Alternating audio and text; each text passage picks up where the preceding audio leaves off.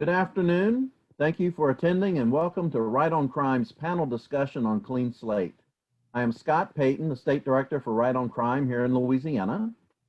Just a few housekeeping items. Please feel free to enter any questions you may have in the Q&A box, and we will dedicate 10 minutes for Q&A after the presentation. April is Second Chances Month. Louisiana's Clean Slate policies will provide a much-needed second chance for justice-involved individuals to assist in removing the barriers to securing employment and housing. A special thanks to Representative Ted James for creating the Clean Slate Task Force in 2019 and assembling a diverse and bipartisan group of stakeholders to tackle Louisiana's complex and expensive expungement process. In Louisiana, an expungement means that the record is sealed from public view, meaning that law enforcement can view these records even after it's expunged. I would also like to extend a special thanks to Vanessa Spinazzola with the Justice and Accountability Center for providing direction, research, and many, many hours of hard work to keep the task force focused and productive. Next week, the Louisiana legislature will be in session, and there will be many criminal justice related bills. Representative James' Clean Slate bill is one of many bills that will be up for discussion. The purpose of today's panel is to provide an overview of Clean Slate efforts across the nation, why conservatives support Clean Slate, why business owners should be interested in Clean Slate, and lastly, an overview of Louisiana's expungement process and what this will look like for all Louisianians. To accomplish these lofty goals, I've enlisted the help of international, national, and local experts. I'm excited to have Jesse Kelley, the National Campaign Manager for the Clean Slate Initiative, David Safavian, General Counsel for the American Conservative Union Foundation, Celia Ouellette, Founder and Chief Executive at the Responsible Business Initiative for Justice, and Representative Joseph Marino for our panel today. And we will start off with Jesse Kelley. Jesse is a National Campaign Manager with the Clean Slate Initiative. He is responsible for managing state-level campaigns in an organized, focused on expanding and automating the criminal record clearing process. Previously, Jesse served as Government Affairs Manager for Criminal Justice and Civil Liberties at the R Street Institute, where she advocated, researched, and drafted policy papers relating to policing reform, juvenile justice, reintegration, post-conviction life, and related topics. Earlier in her career, Jesse served as Legislative Counsel at the Marijuana Policy Project. She led the development and implementation of state advocacy initiatives and saw decriminalization and legalization successes across the country. Jesse practiced law as a criminal defense attorney in Alabama and worked with the Mississippi Innocence Project on post-conviction issues, specifically investigating cases where convictions relied heavily on forensic evidence. Jesse graduated magna cum laude from Troy University with a bachelor's degree in English literature. She also holds a Juris Doctorate from the University of Mississippi with a concentration in international law from Cambridge University and is a member of the Alabama State Bar. Jesse lives in Washington, D.C. with her husband, Alex Piper, and their corgi, Cooper. Jesse, thanks again for being a part of today's panel. Jesse, why don't you give us an overview of the origins of Clean Slate, the goal of Clean Slate legislation, and what states have enacted or are considering Clean Slate legislation? Yeah, I'm happy to. Thanks so much, Scott. And thanks for reading out my bio. It's always great to include any mention of a corgi in any event that I'm participating in. So the origin of Clean Slate. In December of 2014, the Center for American Progress and Community Legal Services of Philadelphia teamed up to publish a research study which documented how even a minor criminal record can be a life sentence to poverty and joblessness. That team working on the report, they were startled to learn how difficult it was to access expungements and record sealing, even for people who were eligible to have their records cleared. So the solution was the creation of this new idea of Clean Slate, or automated or government-initiated record clearing. Clean Slate would enable individuals with qualifying records to have those records sealed by computer query instead of putting the burden on the individual to file record clearing petitions. As such, Pennsylvania became the first state to enact such legislation in 2018, and they expanded that legislation again in 2020.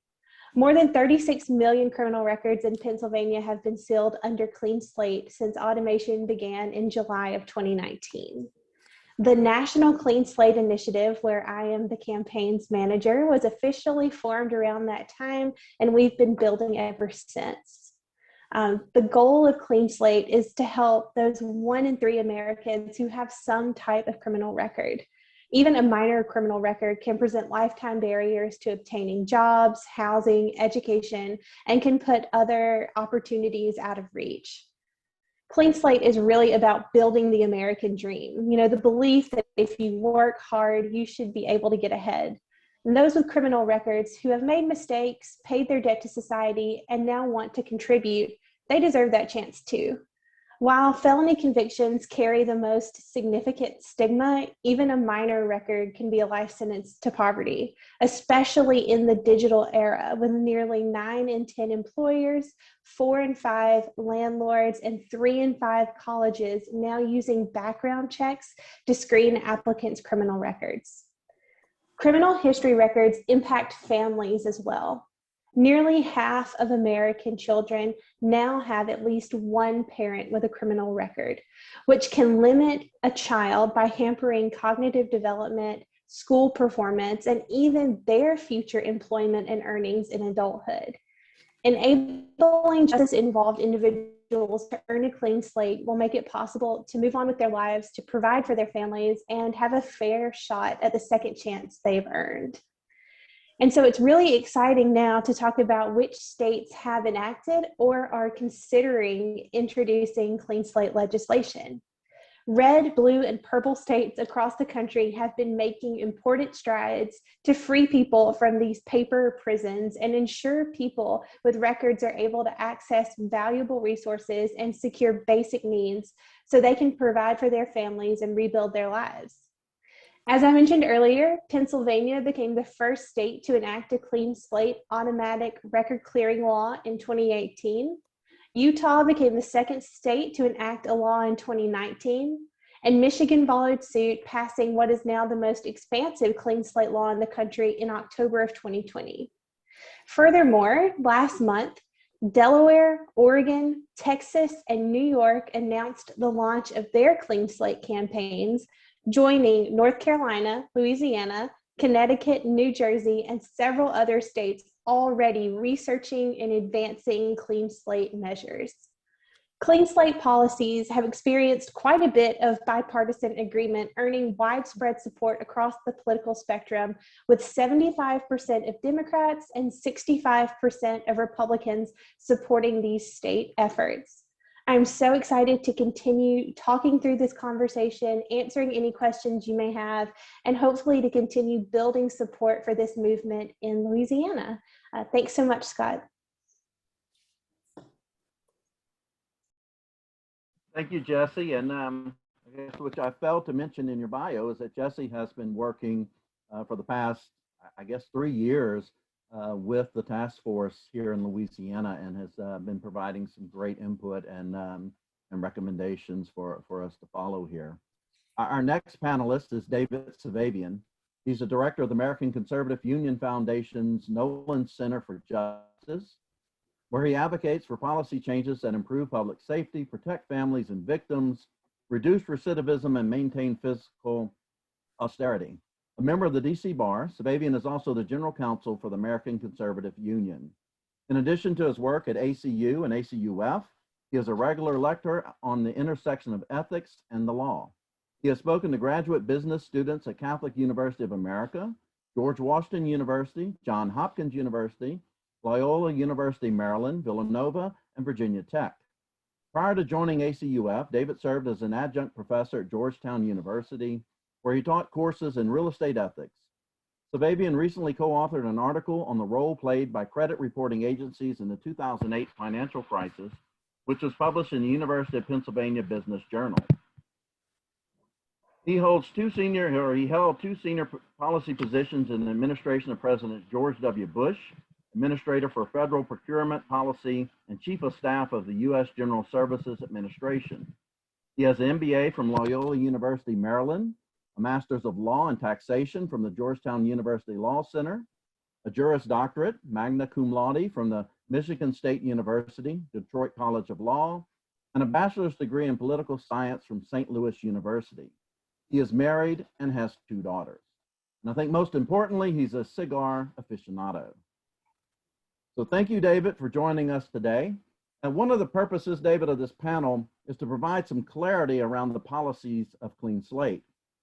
So how does, I guess the question for you today is, how does Clean Slate uphold the principles of conservatism, and why are conservatives supporting the policies of Clean Slate? Sure. Well, first of all, thank you for having me on. And I want to apologize to everybody who was watching. I didn't know that you were going to go through all of my bio in such detail. It wasn't necessary. But like Jesse said, it's always nice to hear people talk about you. We at the American Conservative Union really believe in Clean Slate, and here's why. When I testify across the country and advocate, people kind of scratch their heads going, American Conservative Union working on criminal justice reform? And the answer to that question, why, is that we really do believe, first and foremost, that any policy should advance public safety. ACU will never, ever be associated with any proposal, bill, policy that makes policymakers' constituents less safe. But we also believe that the government has to be held accountable, not just for how they treat the citizens, but how they spend our taxpayer money. And the third area is human dignity. And what I think is fascinating about Clean Slate is it implicates all 3 of those.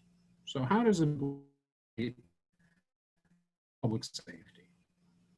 Well, we know for a fact, data has proven this conclusively, that when you are able to have a meaningful job, a safe place to live, access to education, you are far, far, far less likely to reoffend. So what do we do when somebody comes out of prison or has taken a hit and has a criminal record? We make it harder for them to find a job.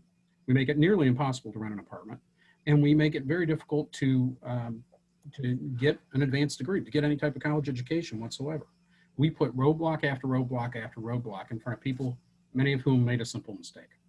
Some of them made tough mistakes, I will grant you, but for the purposes of this discussion, what we're really talking about is low-level and nonviolent offenders. It's no surprise that Louisiana has a 35.1% recidivism rate, right? What does that mean? That means people who are convicted of a crime end up back in prison, end up back arrested more than a third of the time.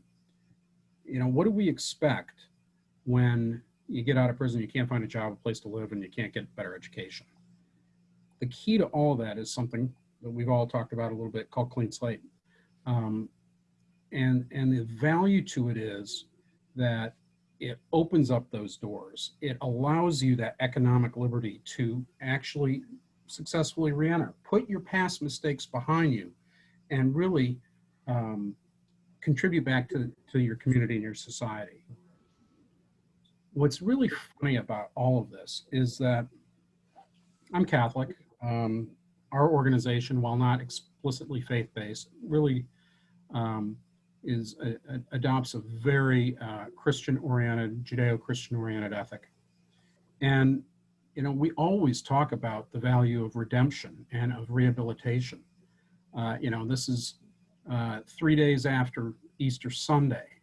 And for folks to say, somebody made one mistake, and we're going to hold them to that for the rest of their lives, we're going to give them the economic death penalty for the rest of their lives, is just plain immoral. So the solution to much of that, from a conservative perspective, is to give them an opportunity to clear the record. And the real value of Clean Slate, and you know, and Scott, you mentioned or Jesse, you mentioned Michigan. I'm so proud of my home state of Michigan because we passed this very forward-leaning Clean Slate law just last December, and it covers these low-level felonies and misdemeanors as long as they're non-assaultive. And it's making a difference. But Michigan, here was the really important factor, and that is only 6% of the people who could otherwise get a charge expunged ever did it in Michigan, because it took money to go hire a lawyer. The prosecutors had to spend time rebutting it, and the judge had to spend time, reviewing it before he could make the decision. That is a massive waste of government expenses, and there is no reason to do that. So the beauty of Clean Slate is it's automatic. You keep your nose clean for 7, 8, 9 years, depending on where you are, and it falls off your record. And that's exactly what we're trying to do. We completely, the Clean Slate makes it easier for people to do that. And, I just leave everybody with this. We worked a lot with President Trump. He's always at our CPAC, and we're pretty closely aligned with the president. And I was in a room one time with the president, and he talked about second chances. And he said, America's this land of second chances. We all have opportunities to learn from our mistakes and move forward. And our hope is that places like Louisiana will adopt that Trump version of the future where, people screw up. There's no doubt about it, but they can come back. They can be successful. And that we're not, as a society and as a government, putting unnecessary roadblocks in that path to success. Thank you, David. I'm glad you brought up the point. Easter was just a few days ago, and we all know it was the thief hanging on the cross next to Jesus that he tells him that you'll be in paradise with me today. And there's one word that goes before the thief that we often overlook. It is the repentant thief. And Clean Slate gives that opportunity to persons that have reformed, redeemed, are ready to move forward. And that's the key, especially here in Louisiana. The Clean Slate does not change our expungement laws. It's the same process that anyone goes through, which has waiting periods, cleansing periods, so to speak, where there's a period of no criminal activity. So these are people that have been redeemed, reformed, and are ready to move forward. So I think that's a great point. And another good point is Matthew Charles, who was released, first person released under the Federal First Step Act. He had difficulties renting an apartment. He had the help from Kim Kardashian to get out, but someone with all this national attention still had difficulties renting apartments. So you can imagine the average person that's released is going to encounter these barriers on a much greater scale, and even for a much longer period of time. So again, David, thank you for being here. Go ahead. Let me just point out that example is a perfect one, because Matthew Charles was a guest of President Trump during his State of the Union speech. He pointed him out. Everybody knew who Matthew Charles was after that State of the Union speech, and he still couldn't find an apartment unless Kim Kardashian guaranteed 2 years of rent. I mean, it's mind blowing. Right. He was cleared to be in the White House, but or in the Capitol, but not rent an apartment. So very good point. Our next guest is Celia Ouellette. She's the founder and chief executive of the Responsible Business Initiative for Justice, which she founded in 2017. Prior to this, Celia was a human rights lawyer, dedicating her career to representing and fighting for those most disadvantaged by the broken criminal justice system. She experienced firsthand the staggering inequality and unfairness that exist and has made it her continuing mission to change it. Celia holds bachelor's and master's degrees from the University of Oxford. She is licensed to practice law in New York, California, and several federal jurisdictions. She is a qualified UK solicitor. She speaks English, French, and Spanish, and is a dual British and US national. Celia, I met you, I think about a year ago, and we were discussing Right on Crime's efforts to engage employers to tackle recidivism. As David mentioned, obtaining a job is one of the key factors in keeping someone from returning to prison and breaking that cycle of recidivism. As you're probably aware, it was a business owner, John Augustus, a New York shoemaker, who's credited as being the father of probation. I'm a firm believer that businesses play a critical role in growing our communities and keeping them safe in the spirit of John Augustus. So tell us a little bit more about the Business Initiative for Justice and how businesses benefit from criminal justice reforms, and more specifically, how businesses will benefit from Clean Slate legislation. Thank you, Scott, and thank you for not making me answer your questions in French or Spanish. I'm grateful for the webinar, not testing the veracity of my bio. Yeah, I think, you know, to kick off with the John Augustus point, you know, what was true of what John Augustus did with paying people's bail was that it actually worked. You know, when people were given an opportunity to kind of break free and have a second chance, the outcome was actually, you know, the original 1.0 version of increased community safety and sort of a fair chance hiring, as it were. You know, so the organization that I work for works with a network of businesses, a growing network of businesses that want to be actively engaged in supporting campaigns, I would say, sort of in the criminal justice space, whether that's through their internal practices and policies, particularly around fair chance hiring, whether that's through tackling systemic change through their advocacy and sort of social capital and lobbying platforms, or whether that's through being involved in narrative campaigns around what the justice system is for and how we treat people. But I think that, you know, the kind of business case for Clean Slate is extremely sort of straightforward. I think businesses are increasingly engaging in this space and will increasingly engage in this space as a response to the growing demand on them and interest on them to have like a nuanced response to issues of racial inequality and racial equity. I think businesses are increasingly interested in issues like Clean Slate as part of their sort of investment risk assessment. I think businesses want to do business in places that reflect their company values, and also increasingly are recognizing the potential harm of not doing so. And that's especially multinational businesses, which we work with a lot.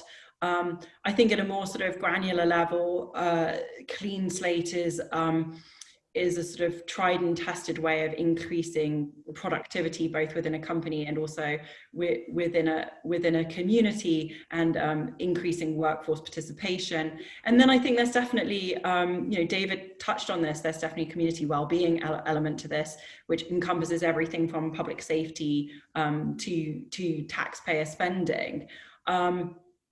You know, to unpack each of those briefly in turn, the overrepresentation of particularly Black men in the justice system in America is something that we all know about. I don't think it kind of needs me to go through it, but that definitely translates into the workforce too. As an excellent piece of research that showed that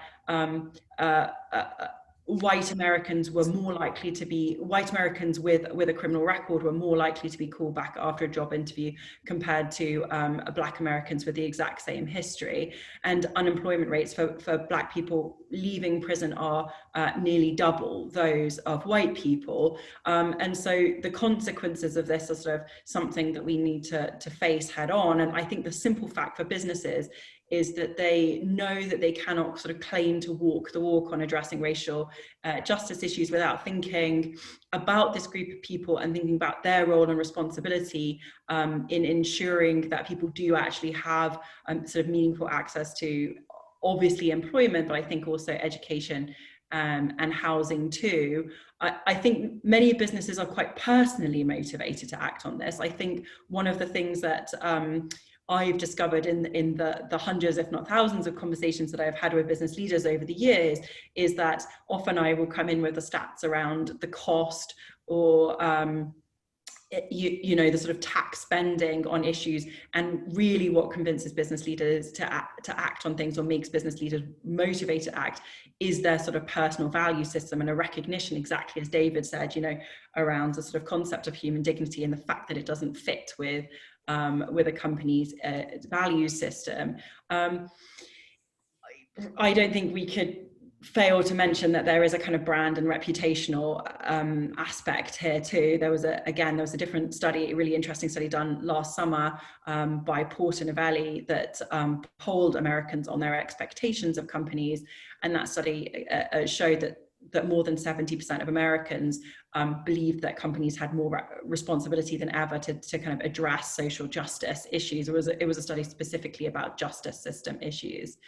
I briefly mentioned the kind of multinational investment piece of this, and actually this predated the death of George Floyd. At the start of last year, before the pandemic, I was at the OECD. We were working on a campaign called the Business for Inclusive Growth, which was about businesses, being creative about being more inclusive within the communities and about who they hired.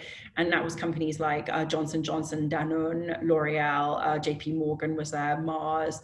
And I'm grateful that Jesse mentioned Michigan, because businesses have been stepping up and specifically talking about Clean Slate, using their voices to kind of urge lawmakers to consider it. The Business Roundtable specifically supports this as a policy area. Businesses were out in force and very present in the Michigan Clean Slate effort. And I think that's probably because Clean Slate is sort of emblematic of these issues, of getting people back to work, recognizing that people who are impacted by having a criminal conviction, held back by having a criminal conviction, are disproportionately representing people of color. And so they're kind of looking at ways that to creatively respond to these issues, and to not only look in-house and assess what they're doing, but also ask for the system, the state system, to support them in doing that. There's certainly a productivity element to this, as we recover from COVID, as our economies recover. When I speak outside of America, I think one of the things that is very true about America is, because we are talking about such large numbers of people with a criminal conviction, 1.2 million Louisianians, one in 3 adults in the US, you can't lock them out of the workforce or make them sort of underemployed by restricting the number of jobs that they can apply for, because shutting that many people out of the labor market actually does have a cost. It's hard to figure out exactly what that number is, but it's been estimated at about 87 billion per year in lost GDP as a result of people being excluded from the workforce because of criminal convictions. So, one of the things that I've been talking to businesses a lot in the last 6 months in particular is like being very, coming up with sort of creative and innovative ways to hit the ground running, and responding to sort of market optimism as we come out of COVID. And this kind of run can't work unless we have a sort of ready and willing workforce, and businesses are looking at legislators and government leaders to sort of meet them at the table in order to do that in lots of different ways. I think one of the conversations I had with a business recently, they said we're offered tax incentives to hire formerly incarcerated people, but what we want is to make it easier to hire formerly incarcerated people. And businesses are always looking at the nature of the crime, the time that has elapsed, and the nature of the job when they're thinking, Scott, when they're thinking about fair chance hiring. And what Clean Slate effectively does is sort of answer 2 of those questions. The state is saying the nature of the job and the time passed for this group of people puts them in a category, which means they're actually entitled to have they're sort of pre-vetted, they're actually entitled to have their record expunged. So, I'm sure I'm kind of running out of time here, but I think a lot of the business case for Clean Slate is really similar to the social case. And so I don't really need to spell it out, but, when you get people back to work, you are giving mums and dads who are eligible to have their record cleared that opportunity to kind of quickly and easily do so, which means they're more likely to be able to pay their electricity bill. They're less likely to be dependent on government assistance. People are 10 times more likely to experience homelessness if they have a criminal conviction. And so what you're really doing is giving people the opportunity to avoid falling below the poverty line. And again, as we were just talking about New Orleans before we went live, and when I think about cities like New Orleans, and we're thinking about Main Street kind of bouncing back and restaurants buzzing and people buying new cars, you know, you have to give people the opportunity to do that. You have to give people sort of the feet under them in order to do that, in order to get back to that place. And after Michigan enacted Clean Slate, there's actually been some really interesting early data coming out of that, which shows that not only do people get back into the workforce, but actually people progress through the ranks within the workforce, and that within a year of their record being cleared, they were earning 20% more, which to me was a really sort of profound piece of data that demonstrated exactly what we've been saying in theory, right? This is sort of the practical implication of what we said in theory, which is if you give people an opportunity and they can work and earn, they will make more money. And the truth is that theory turned out in practice. And you know, to finish, like I think we miss sometimes the importance of giving people a job as a matter of pride. And being able to earn and support their family is something that really is very, very important for people who are willing to turn their back on prior mistakes and take a different course. And this is borne out in going all the way back to John Augustus. When this takes place, when people work and earn, it is a very, very powerful it is very powerfully connected to reducing recidivism. You know, the cheapest justice system is the one that we have the least recourse to. In other words, you know, we should all be looking at and thinking of ways to get people out and keep people out of the justice system, rather than kind of continually revolving door and send them back. And I think Clean Slate is exactly one of those sort of innovations that both hits the kind of community safety element and boosts local economies. So I think we will see more businesses. We're certainly seeing businesses already speaking out about Clean Slate, but I think more businesses will be speaking out about Clean Slate in the coming weeks, months, and years as these Clean Slate campaigns that Jesse talked about are rolled out. And can I just jump in for one quick sec? I know Joe's waiting to talk, but Celia said something really important. I mean, super important, and that is, when we take a parent out of a house and we send them to prison, we create this intergenerational cycle of crime and poverty. And it is no wonder that cities like New Orleans or my hometown of Detroit, it's no wonder that they are as messed up as they are, when we are destroying traditional families and making it nearly impossible for you know, the second set of victims, the spouses and the children have no culpability when a parent goes to prison. And yet we are punishing them too. And there is a cost to that. There's a moral cost, absolutely, but there's also an economic cost. How much are we paying in welfare and public assistance because we are taking what are largely nonviolent offenders, and we're making it impossible for them to earn a living and support their families? It is immoral. It's plain immoral. And Clean Slate is the moral solution to fix this. And the only other thing I would say is, it drives me, let me censor my words, it drives me a little crazy when we go into a state and we start talking about Clean Slate. And of course I hear prosecutors spew all kinds of crazy ideas. The latest one I heard was, well, if we have Clean Slate, then we could have a convicted pedophile go out and coach a soccer team. That is complete and utter bunk. It is disingenuous. It is absolutely unethical for them to spew that poison, because it is wrong. But when all you have is lies and prevarications to oppose a good, meaningful, positive reform that tells you where their ethical compass is, and it is way off. Mm-hmm. Thank you, Celia. Thank you, David. Celia, we actually, Right on Crime, worked with recidivists to kind of to put some data together on the cost to our state, where people that have criminal backgrounds are being excluded from employment. And we've all seen that $87 billion hit to our GDP, but they estimated in Louisiana it's up to $5 billion in our GDP that is lost due to the unemployment of persons with criminal backgrounds. And David mentioned, the collateral consequence from that bleeds over to the family, to the children. And so there's some costs we just can't calculate, but to our state, we're losing a lot of money, and it's contributing back to that 30-something% recidivism rate that David mentioned. I also think it's neat that probation started out with business owners.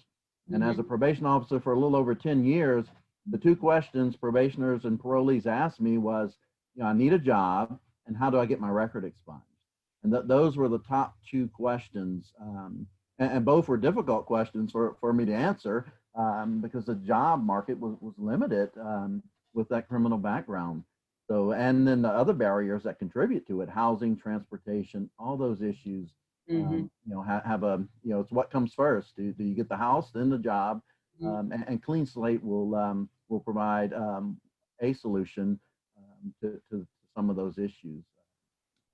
So, and also see where probation and community supervision is moving back towards its original roots, which is great to help people by having businesses more involved.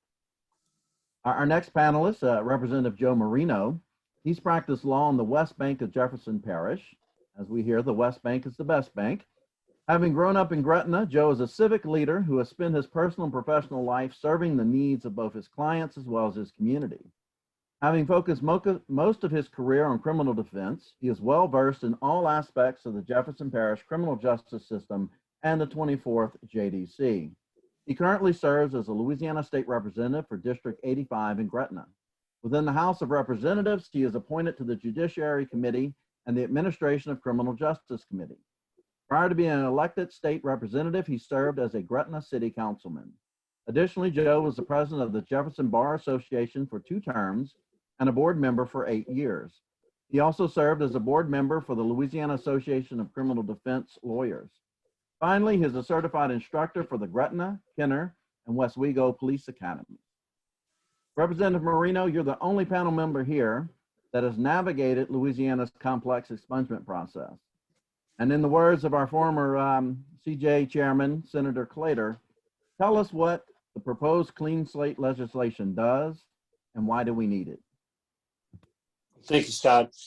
To begin with, I do far more expungements in my practice of law than I even want to for almost the past 30 years. And the reason that I wound up doing them is because the process, even though we've tried to make it easier for the general public to do with creating these unified forms, prior to 2014, it was like the Wild West with expungements because every single court or jurisdiction had a different process or a different form to use for expungements. They had different filing fees, they had different everythings, and some courts allowed you to draft your own motions, et cetera. So I did work on the unified form that we came up with in 2014, but even with that form, it's generally cost prohibitive for a lot of people to do. It costs $550 to file a motion for an expungement in almost any Louisiana court for felony or misdemeanor arrest. Not only that, but if you're going to take a shot at doing it by yourself, you may do it wrong, and it happens all the time. And so a lot of times, people have the additional expense of hiring an attorney to do it. Then once it's filed, you have to deal with the court's dockets, see when the court's available. They have to do service of process. They have, there's lots of, the process is lengthy. It takes a good bit of time. There's sending of documents back and forth to the state police, law enforcement, et cetera. But the court's role in expungement is really one that's almost unnecessary to be filling up their dockets because the law provides for what is and is not allowed for expungement. And there's no discretion, judicial discretion involved. The law allows for if the charges are refused, or if they're dismissed, if you're found not guilty, judgment of acquittal, then you're entitled to an expungement as a matter of law. So what we're trying to do with Clean Slate, again, what we're doing is following the lead of other states because no one's ever going to accuse Louisiana of being a leader in anything in criminal justice, but we're better at waiting for someone else to do it. And then we tag along and we say, okay, this works. This is done somewhere else. So the process, the main impediment to people getting work or housing, and like they were saying, is this background check. And people also have a mistaken belief that if they get arrested for a crime and the charges are refused and not prosecuted, that it's not on their background, but it is. So the largest category of people with offenses on their background check are people that have never been prosecuted or the charges were dismissed. And that's a large amount of people who may or may not even have the money to pay to try to go through that process in the court to get it removed. So the process, though, mainly what we're trying to correct is these the third party companies that buy the data. They get it from the clerks and they get the conviction data or the arrest data, and that's what they use. We're an expungement. What we're doing with Clean Slate is basically it's a digital sealing of the record. Expungement doesn't destroy the record of arrest. For law enforcement and many other agencies, they still have it, but we're taking that record of arrest and also convictions after a certain time period, and we're removing it from public view. And that process is basically, the 10,000 foot, overview of what we're doing is, you have the state police are the criminal repository for all the arrest records. And the state police are going to be compiling lists of people who are eligible according to the data that they have in their current possession. And they're going to be sending them the list of which offenses are statutorily eligible for expungement. And then your clerks and your law enforcement are going to, and DAs are going to basically have to remove that record from public view. So we're avoiding the whole court process because, again, the courts don't have discretion to grant or not grant things when it's mandated by law. So the complicated part of the whole process is that you have records that people are fingerprinted on, which are all your felony records, but then you have misdemeanor records where people are not fingerprinted on or may not be fingerprinted on.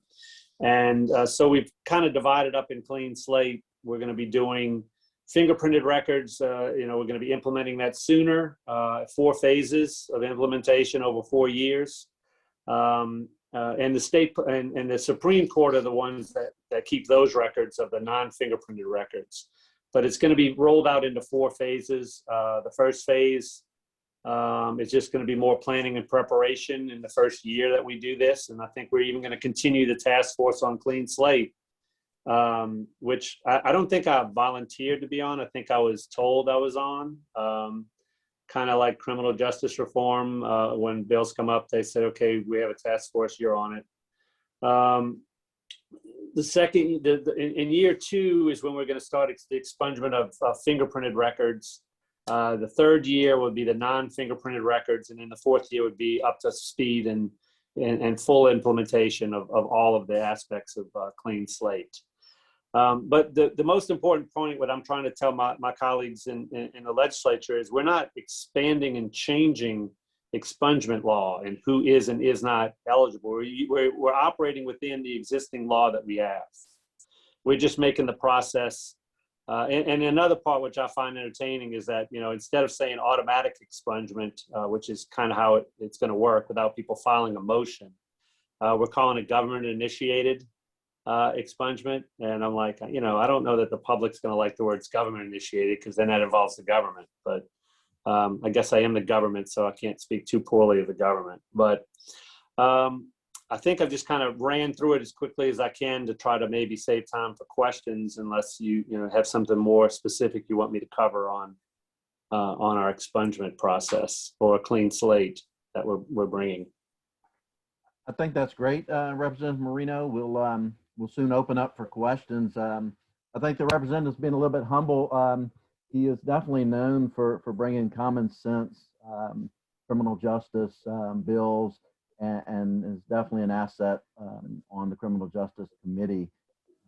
He has the practical knowledge and the working knowledge of of having worked so many years as a criminal defense attorney. So, and I think the key point which you brought out is that Clean Slate is not changing the expungement rules. It is just making it where people don't have to go through the process of hiring an attorney. And some may simply not realize that they can get their record expunged. And there's one more part of it too, which is important, is that the companies that buy the data from the clerks on criminal cases, another part of Clean Slate is they're going to be required to check to see which records have been expunged and remove that data from their records so that they're not passing along data that's been expunged to the general public. And you touched on it. As a probation officer, we would clear rap sheets, which basically meant we had to go through every item on a rap sheet and list the disposition. You know, there's times where I've gone through a 3-page rap sheet, which only equated to maybe 2 arrests or 2 actual convictions. The rest were either maybe 20 bench warrants or all kinds of stuff you have to go back through. So that has definitely made implementation very difficult when it comes to data entry and having a unified court system and having all these records easily available. Because even as law enforcement, we would have to physically go to a courthouse and search and find these dispositions.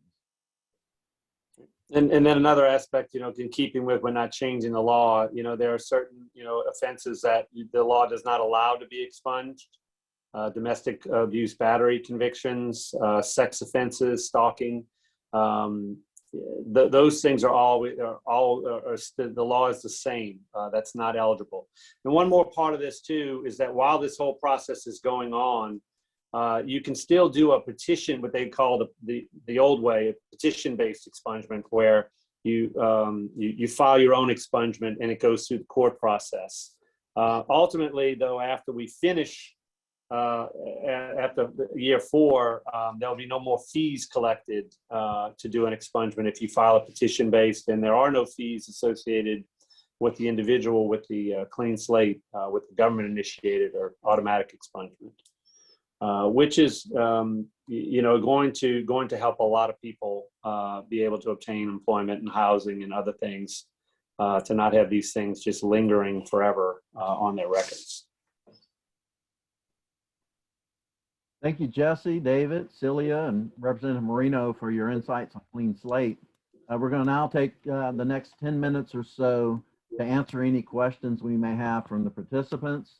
Those who are viewing, if you'd like to enter your questions in the Q&A box, please feel free to do so.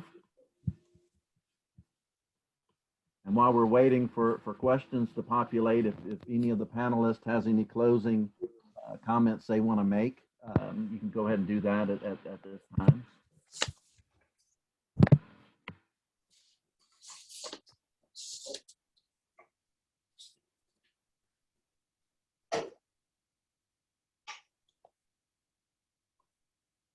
I have a question. Jesse, you mentioned in a meeting the other day that the fiscal note associated with this legislation in other states. I'll let you want to expand on that. What has been, what you have seen in other states when it comes to the cost of implementation? Yeah, of course. And Scott, I sort of anticipated this being a question, so I'm glad that it was coming from you. Most of you probably already know, but a fiscal note is the summary of a proposed law, and it will include an explanation of its fiscal impact on the state and local government spending. And sometimes a fiscal note will include an explanation of, you know, how this legislation could be implemented. And, you know, anytime that you enact any sort of new policy that requires people to do things, there's always going to be some level of money attached, and that's no different with Clean Slate. And we're particularly sensitive to mitigating any costs that there are, but we do believe that these costs in the on the front end of things are very, very worth it and pay out dividends in the back end. But what we've learned from the passage of clean slate legislation in the states that have done it and are implementing is that it just doesn't cost as much as the states sort of originally budgeted for or thought it would cost. So for example, in Utah, the original costs were estimated to be over $4 million in the fiscal note, but the actual cost has been about $1.6 million. In Pennsylvania, they're kind of rolling with expanding their legislation, so the data and numbers we're getting are rolling. But one thing we know is that to clear 30 million records, it cost just around $200,000, which was much less than Pennsylvania originally budgeted for. Now, Michigan is just entering the first phases of implementation, and the package there called for budgeted about $25 million over 5 years. But as we're looking at what's being set aside now, and as we see some marijuana legalization funds also coming in from other initiatives that state is doing, we're decreasing what we see from that proposed fiscal note by approximately $10 million. So everything is really flexible when it comes to setting aside money. And, I think it's really important that as we think about and talk about fiscal notes, we understand that the impact of actually successfully passing this legislation is so much bigger than just spending some money up front. We mentioned that within 2 years of receiving an expungement, an individual person's likelihood of being employed not only increases, but their personal income increases. And I did share that study that Celia mentioned in the chat, so you can have access to that. And it's really important to know that with clean slate, automatic expunction or government initiated expunction, that more people are going to be reaping these benefits, because right now, even if a person is eligible, only about 6% of those people are actually taking advantage of filing a petition because of the fees and the complicated process that's attached. Thank you, Jesse. Celia, I have a quick question on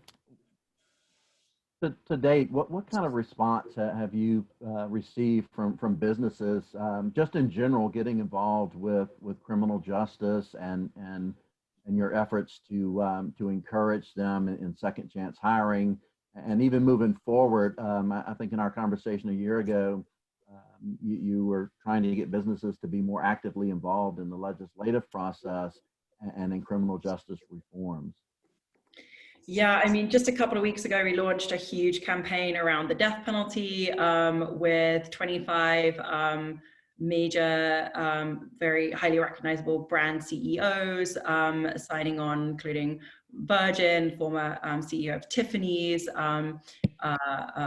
Qualtrics has founded sort of massive companies. We've been involved in state campaigns, and we were a little bit involved in Michigan. We were involved in Maryland's juvenile life without parole abolition bill, which was successful, and Ohio's juvenile life without parole abolition bill, which was successful.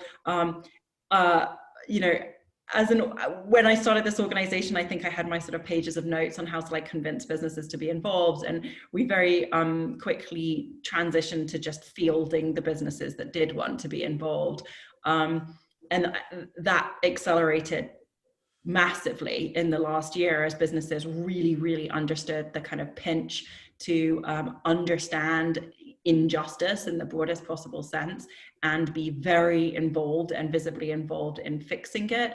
One of the companies we work with said recently, if we can lobby for our own good when we ought to lobby for good. And I think that is a kind of growing sentiment. I wish that I could say that we had, some magic secret sauce with the companies that we work with, but actually 90% of the time, businesses are highly motivated to act. And what they need is actually the link to the campaign organization, to organizations on the ground, like Right on Crime, like CSI. And we just kind of put together the menu of things that they can choose to do to be involved, whether that's through their marketing communications platforms, whether that's through CEO advocacy, whether that's direct lobbying, whether that's sign-on letters, as you know, many businesses did in Michigan, Ohio, Maryland. So it's a force of nature, actually, the businesses. And I think what I'm really increasingly seeing, especially in the last couple of years, is businesses really recognizing what tools they can put on the table and being very willing to offer them up in partnership to campaign organizations. You know, the big campaign we launched a couple of weeks ago, it was sort of hand in hand with campaign organizations and major CEOs. And I think that there's a huge amount of permission for businesses to be very involved in sort of political issues at the moment, and an expectation that those businesses will do so in partnership with community organizations. And so being the organization that is kind of the glue between those community organizations and the businesses, you know, we have more work to do than we possibly could do, which is a wonderful problem to have, really. And I think maybe as a final point, like, those businesses span a huge, I mean, we work with cosmetic manufacturers to explosives companies, from multinationals with nearly 1 million employees globally to small local manufacturing companies that have a large footprint in a particular city or a particular state. And I think it's sort of, it depends on the geography mostly about which ones are most active or even most impactful. But often there's kind of a line of businesses wanting to be involved in various things, and it's actually us saying, this is a place where you can have the most impact. I think that businesses do really recognize that these issues are relevant to them and that they can have an impact, and they're sort of highly motivated to act. And honestly, of all the issues that we work on as an organization, Clean Slate is the easiest to talk to businesses about, because it is so squarely, it has such a clean, to use a good word, business case attached to it. I mean, it is the sort of two sides of the fair chance hiring coin. Businesses are coming to the table and saying, we will hire people to keep them in employment, to give them a wage. You need to remove the, you know, to the government, you need to remove the hurdles that lie in their way to getting to the point where we can hire them. You know, you need to make this as easy as you can for us to do the other half of this. So I definitely think that Clean Slate is the one where we're just kind of pushing on an open door when we talk to businesses about it. They get it, they understand why it's relevant to them, and they're like highly motivated to roll up their sleeves and act in a way that kind of pushes it through. I think a lot of what David said about it being just kind of common sense and like a solution to a problem resonates with the business community too. Thank you, Celia.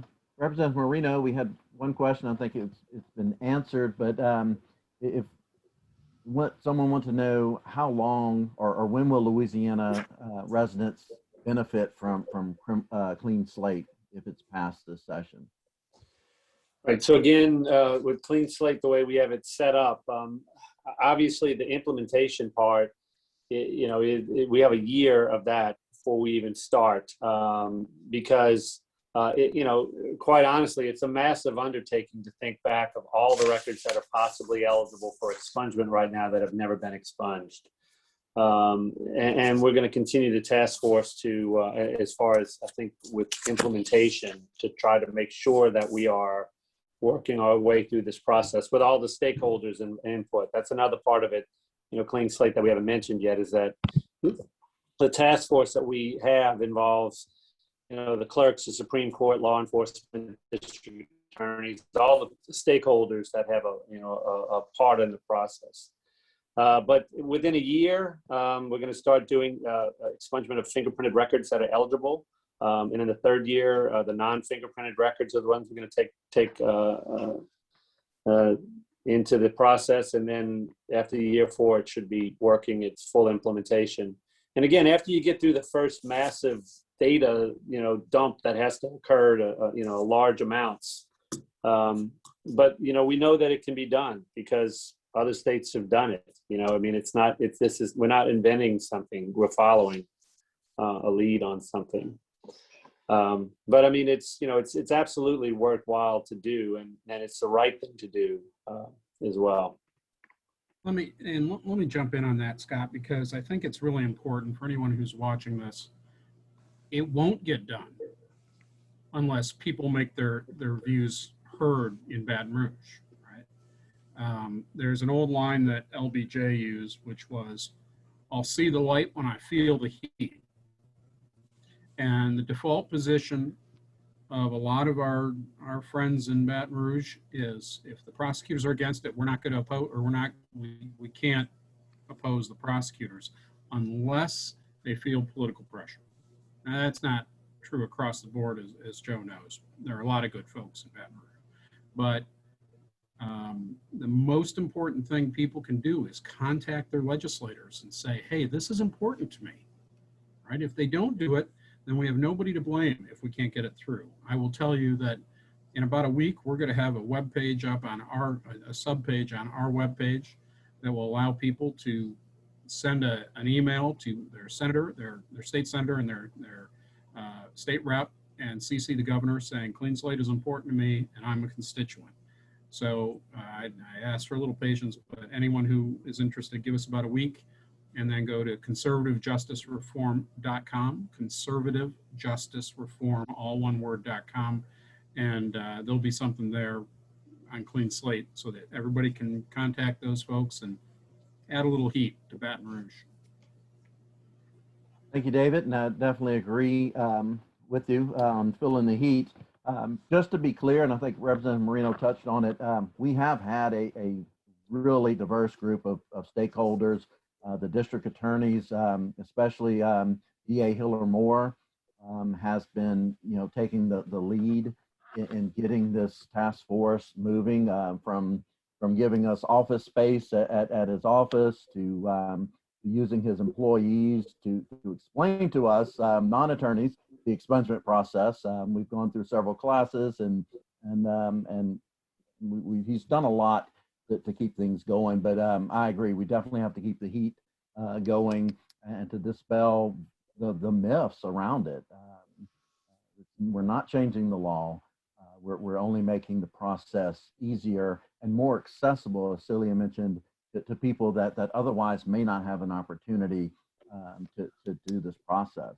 Well, let me just say one more thing too. And I mean, in doing this, where we're trying to, we're also going to be improving our record keeping process to begin with, because it's like Scott was saying earlier, that that you can look at a background check and not know what the disposition is on the majority of the things. And by having courts and all the parties in the process start to keep records in a certain manner that it will make it clear dispositions, unified forms to do that type of stuff. That's going to make all parts of this work better in the future. If you want to know what the outcome was from an arrest, going forward. Perfect. Thank you. And today, and I think that's it for time and for questions. Today, we've heard from experts about Clean Slate initiatives across the nation, the conservative case for Clean Slate, impacts on business owners, and a quick overview of Louisiana's expungement process and how all Louisianians will benefit from Clean Slate. Louisiana's Clean Slate legislation provides an opportunity for justice-involved individuals to navigate the complex and expensive expungement process. People with criminal backgrounds confront numerous barriers in their effort to return to their community as productive citizens. Reforms like Clean Slate that remove unnecessary barriers and provide greater opportunities for employment, housing, and assimilation into communities have a positive effect on recidivism rates, and they keep our communities safer. I think David mentioned public safety is key, and Clean Slate will ensure that our recidivism rates are lower and thus are keeping our communities safer. So thank you all. Again, thanks to the panelists for joining, and thanks for all of you who have joined. This webinar has been recorded, and we will make it available via email to those who attended, and it will be on our social media platform. Thank you all. Thank you. Thank you. Bye.